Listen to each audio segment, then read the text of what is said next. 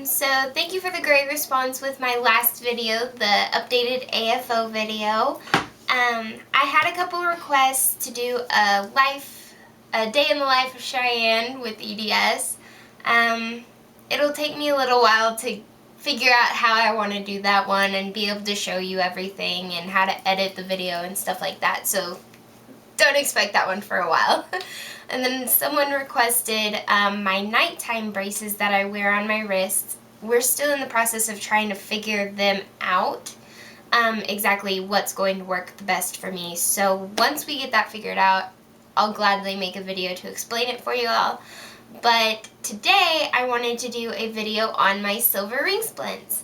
I've had them for about a year as well. I got them, I believe, like the same week I got my AFOs.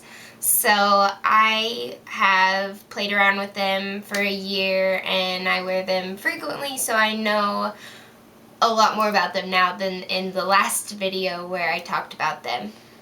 So I just wanted to show you about them and explain how you get them and stuff like that. So here we go.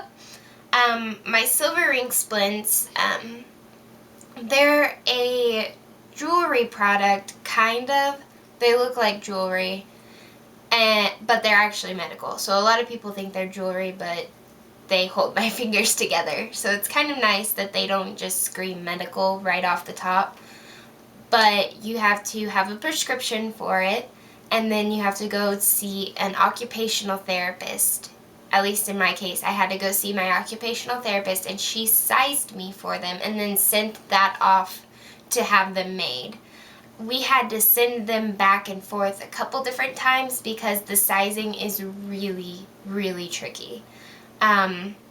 It's nothing painful, nothing like that. All they do is slide these little plastic, it's basically a plastic fake ring with different sizes they can stick on each end to find out which ones fit you best. So it's an easy process. You just have to make sure your occupational therapist knows how to size you correctly for them. And in my area, there's only one person who sizes for those. So, but once your occupational therapist sizes you for them and they get sent back into you, you just get to start wearing them and see how they work. But I struggled with the fact of my hypermobile skin. Putting the rings on and off was stretching my skin back and forth. So my rings were getting stuck and it was just kind of dragging the skin along. So to stop that from happening, I figured out a good way to get them on and off for me. This may not work for everyone, but it works great for me. I use baby lotion. I just got this baby lotion from the dollar store. I chose baby lotion because it is probably one of the most allergy-friendly lotions you can get unless you go for a super special hypoallergenic lotion or something like that, but I'd rather spend $1. So I just put a drop about a pea size on my hands and then rub it in. And I want to make sure that I get my fingers covered all the way around the finger where the splint will be going on. That way the splint will just slide right down on my fingers. And I will demonstrate how you put them on, that way you know how they all work together. They are individual rings. So I have my middle ring, which covers my middle joint, and then I have my fingertip, and they move like this. So they slide in and out of each other when you move your finger. And then if you can see on the side, there's the kind of like caging almost on this side of the knuckle. And that is there because my fingers are actually kind of crooked, so it forces them to go in the opposite direction and make them straighter. My middle finger was straight already, so there's no caging on the side of it. And you just slide them all on.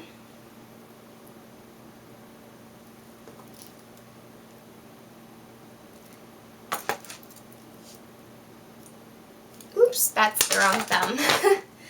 And then the thumb splint, mine is the specially designed thumb splint for EDS people.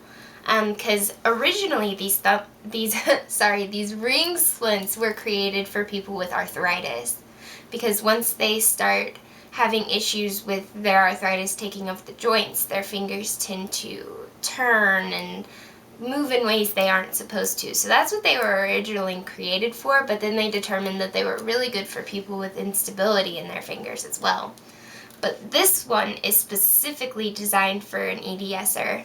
It has a spiral at the top, and that helps to hold this joint right here. And then it has this like casing that will go around your thumb to hold it in place. And this right here, I call it like its little tongue. I don't know what it really is, but it sits right on your palm. That way your thumb's not crossing way too far across or anything like that. You just slide it down on your hand, get it positioned where you want it, and then you wrap the bracelet around, which holds it in place, and you snap it on. And this is what the ring splints look like when they are completed. I used to have, well, I still have them, but I don't wear them anymore. I had splints that were these. And they're called buddy rings. And they hold your fingers together because an EDSer has an issue where your fingers go too far apart. This holds your fingers and doesn't let them spread very far apart. Now this might work for some people. It didn't work very well for me. I was having issues with it causing severe swelling and bruising. So my occupational therapist had me discontinue using them. So until I need them again, if I can ever use them, they just sit with the rest of my jewelry. But the point of the ring splints are because with an EDS, your fingers will bend too far back like this, is one of the reasons. But with the ring splints, it kind of stops them. Or, as you can see, like my joints will bend really far backwards from where they need to be at the middle joint and the tip joint. But if you see with these, it stops them and it will only let it go too straight. And it helps protect from damage to my joints. That happens every time you're sorry guys.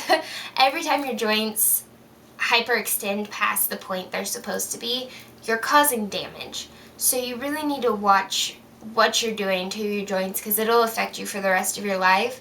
I'm still learning that.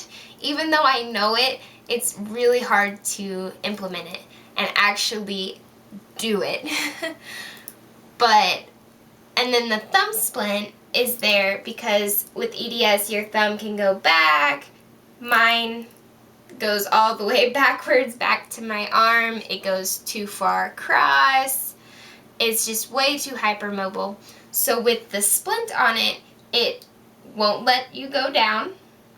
It won't let me go backwards. And it won't let me go too far across. So it keeps my thumb in a neutral position like, you know, a normal person.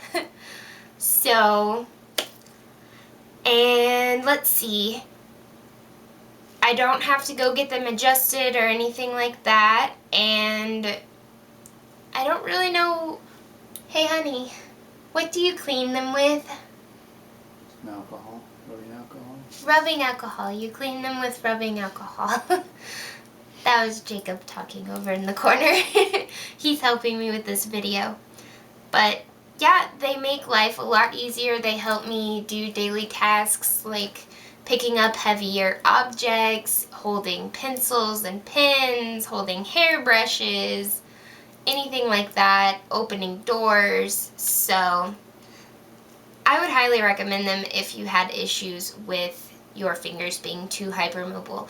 They do have a cheaper option, and they're called Oval 8s, and they are plastic. I've never personally had them, but I know that these can get really pricey, especially when you have to have as many as I have. So that might be a better option to look into. I hope you enjoyed this. If you have any questions at all, leave it down in the comments below. And if you have any other suggestions for videos, I would love to hear them and leave them below as well. And I hope you all have a great day. Bye!